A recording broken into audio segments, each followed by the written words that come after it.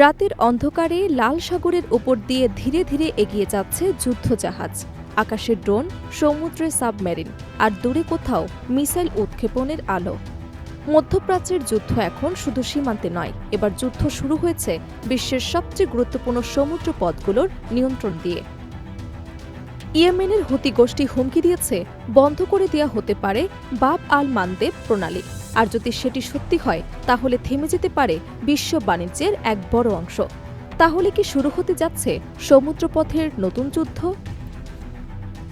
মধ্যপ্রাচ্যে চলমান যুদ্ধে ইসরায়েল ও যুক্তরাষ্ট্রের বিরুদ্ধে ইরানের পক্ষে সরাসরি অবস্থান নিয়েছে ইয়েমেনের হুতি গোষ্ঠী।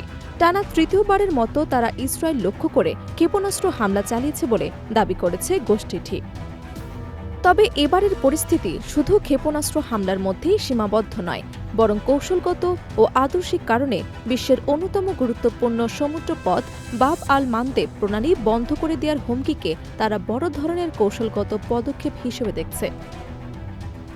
চলমান মধ্যপ্রাচ্যের সংঘাতে লেবাননের হিজবুল্লাহর পর এবার সরাসরি যুদ্ধে জড়িয়ে পড়েছে ইরান সমর্থিত ইয়েমেনের হুতি যোদ্ধারা। তাদের দাবি, মধ্যপ্রাচ্যের পশ্চিমা শক্তি ও ইসরায়েলের আধিপত্য ঠেকাতেই তারা এই যুদ্ধে অংশ নিয়েছে। বিশ্লেষকরা বলছেন, হরমুজ প্রণালীর পর যদি বাব আল মানদেব প্রণালীর নিয়ন্ত্রণও ইরানপন্থী শক্তির হাতে চলে যায়, তাহলে তা শুধু মধ্যপ্রাচ্যে নয়, বরং বিশ্ব অর্থনীতির ওপরও বড় ধরনের প্রভাব ফেলতে পারে। আল জাজিরার এক প্রতিবেদনে জানানো হয়েছে, হুতিরা বর্তমানে দক্ষিণ ইসরায়েল লক্ষ্য করে তাদের ক্ষেপণাস্ত্র ও ড্রোন হামলা আরও জোরদার করেছে। হুতি কর্মকর্তারা স্পষ্ট জানিয়েছে, তাদের শর্ত পূরণ না হওয়া পর্যন্ত এই হামলা অব্যাহত থাকবে। তাদের প্রধান দাবির মধ্যে রয়েছে গাজায় যুদ্ধবিরতি চুক্তি কার্যকর করা এবং ইরানের বিরুদ্ধে যুক্তরাষ্ট্রের সামরিক অভিযানে ইসরায়েলের অংশগ্রহণ থেকে বিরত থাকা। হুতি নেতা মোহাম্মদ আল বুখাইতি জানিয়েছেন, সামরিক সংঘাত আরও বাড়ানোর জন্য তাদের সামনে বেশ কয়েকটি বিকল্প পথ রয়েছে। এর মধ্যে অন্যতম একটি বিকল্প হল বাব আল মানদেব প্রণালী পুরোপুরি বন্ধ করে দেয়া। তিনি বলেন, যদি যুক্তরাষ্ট্র এবং তার মিত্ররা ইরানের বিরুদ্ধে স্থলসামরিক অভিযান শুরু করে, তাহলে তারা সমুদ্রপথে বড় ধরনের পদক্ষেপ নিতে বাধ্য হবে। প্রেস টিভির এক প্রতিবেদনে বলা হয়েছে, যৌথ বাহিনী যদি ইরানে স্থলসামরিক হস্তক্ষেপের সিদ্ধান্ত নেয়, তবে প্রথম পদক্ষেপ হতে পারে বাব আল মানদেব প্রণালীতে যুক্তরাষ্ট্র ও ইসরায়েলের বিরুদ্ধে নৌ অবরোধের আনুষ্ঠানিক ঘোষণা।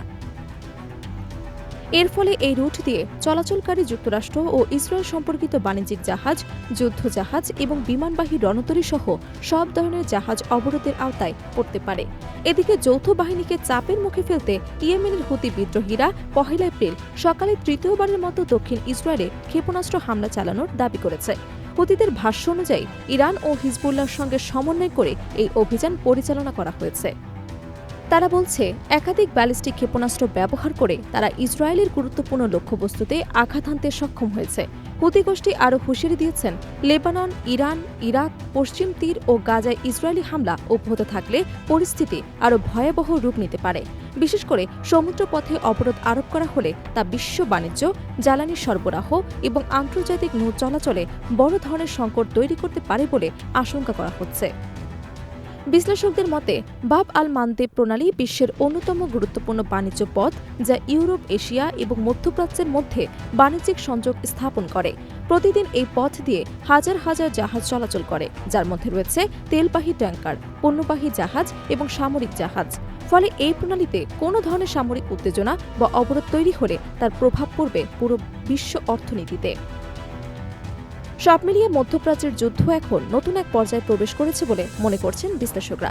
স্থল এবং আকাশ যুদ্ধের পাশাপাশি এবার সমুদ্রপথের নিয়ন্ত্রণ নিয়েও শুরু হয়েছে নতুন লড়াই, আর সেই লড়াই কতটা বড় আকার ধারণ করবে সেটাই এখন দেখার বিষয়।